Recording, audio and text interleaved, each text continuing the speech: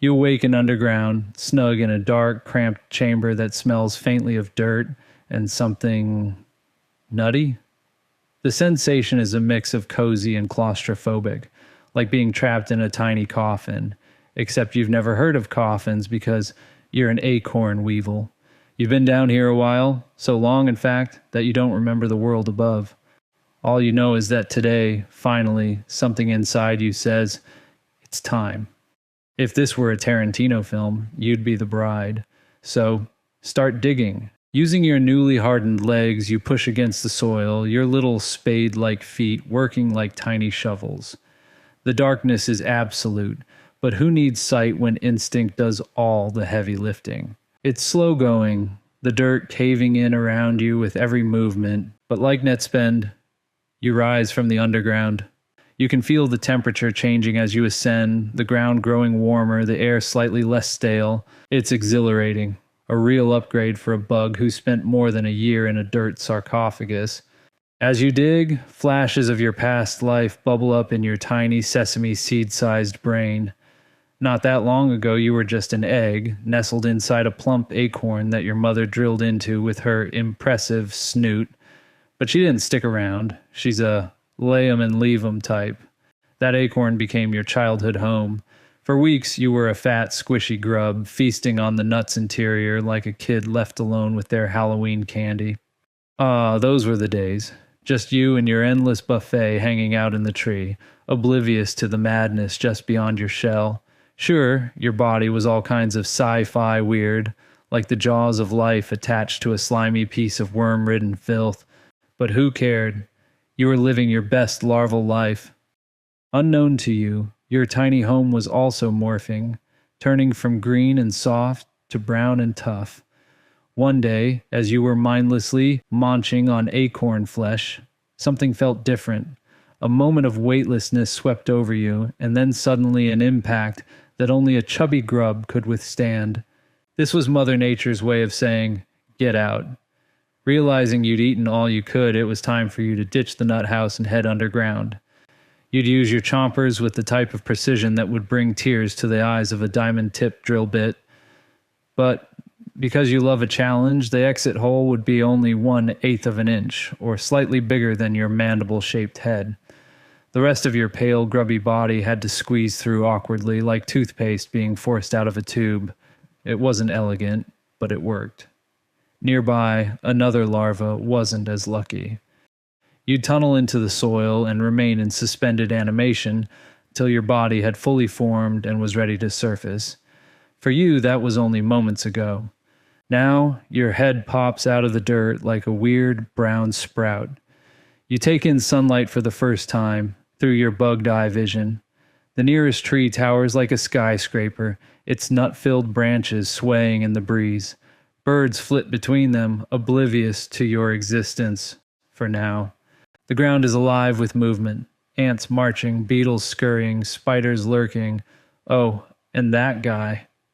You catch a faint scent on the wind. Oak. Your stomach, or whatever part of you passes for one, rumbles. Your snoot and boots are ready to scoot. Your legs, fresh from the pupal stage, are a little wobbly. It's like trying out roller skates for the first time, but with 6 legs. Soon you're toddling along, navigating with surprising agility. The ground is a minefield of fallen leaves, twigs, and rocks, but you've got one thing on your side: determination. Well, that, and a nose built to sniff out acorns like a sommelier detects notes of blackberry in a glass of red. After what feels like hours but is probably closer to 15 minutes, you're not great at time. You've managed to scale to the first branch of your oak tree. It's time to lock in. A shadow looms. You freeze. Above you stands a bird. Its head tilts, one beady eye scanning for signs of life. For a moment, neither of you moves. Then, as if to break the tension, the bird hops closer. Your survival instincts scream, "Run!" But your legs betray you, rooted in place by sheer terror. The bird pecks, narrowly missing you. That's when you feel something shift. Your wings. Wait, wings? Another level unlocked. You barely have time to process the discovery before instinct takes over. You launch yourself into the air, your newly unfurled appendages buzzing furiously. It's clumsy and wobbly, but effective. You gain altitude, dodging the jay's next strike by a narrow margin. The bird flutters after you, but you veer into a thicket of branches, losing it completely. Thanks to your fuzzy, patent-worthy camouflage shell. Victory. You're small but mighty. Your body's about 3/8 of an inch long. Add your snoot, and you've nearly doubled in size. Your head, it's an excavation marvel, nature's version of a ball joint attached to a core sampler. With your newfound mobility, you take a moment to scan the area. There, below you, an acorn is waiting, untouched. Time to get back to work. Your rostrum, the straw-like snoot attached to your face, is equipped with tiny serrated chompers, perfect for this job. It's a satisfying process, like drinking boba. Soon you've carved a neat little hole, your first of many. Now that you've figured out how to do most everything you need to do, it's time to find a mate. Your tree isn't exactly full of eligible weevils, but your standards aren't high. You just need someone with a functioning reproductive system and a pulse. Eventually you spot him. His snout is elegantly curved, yet much shorter than your own. Lucky for him, it's not the size of the snoot, but the scoot of the boot that's important to you. He approaches with an awkward shuffle. To his surprise, you don't scuttle away. The two of you perform a brief courtship dance that would look ridiculous to anyone else but is pure romance in the weevil world.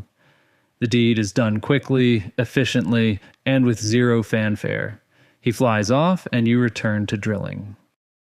From now on, every hole you bore will not only supply you with food, it will also ensure the eggs you lay will be as secure as possible, deep within the acorn. The months continue. It's now late September, and the leaves are beginning to change and fall. You've just begun drilling your umpteenth hole when a sharp sting pierces your exoskeleton. You freeze, unable to move as the venom works its way through your body. Above you, a weevil wasp hovers, its stinger retreating as it inspects its catch. You try to struggle, but your legs refuse to obey. The wasp grips you, effortlessly lifting your paralyzed body into the air. The journey is a blur of swaying leaves and sunlight filtering through the canopy. You're dimly aware of being carried to a nest, a small burrow dug into the earth. Inside, the wasp deposits you in a chamber alongside other victims, each one as still and silent as you. You can only watch, helpless, as the wasp lays an egg on your abdomen. Soon its larva will hatch, and you'll become its first meal. The forest, as you've learned, takes no prisoners. Unfortunately for you, the same cannot be said for the weevil wasp. Rest easy, you delightful little snooty snoot.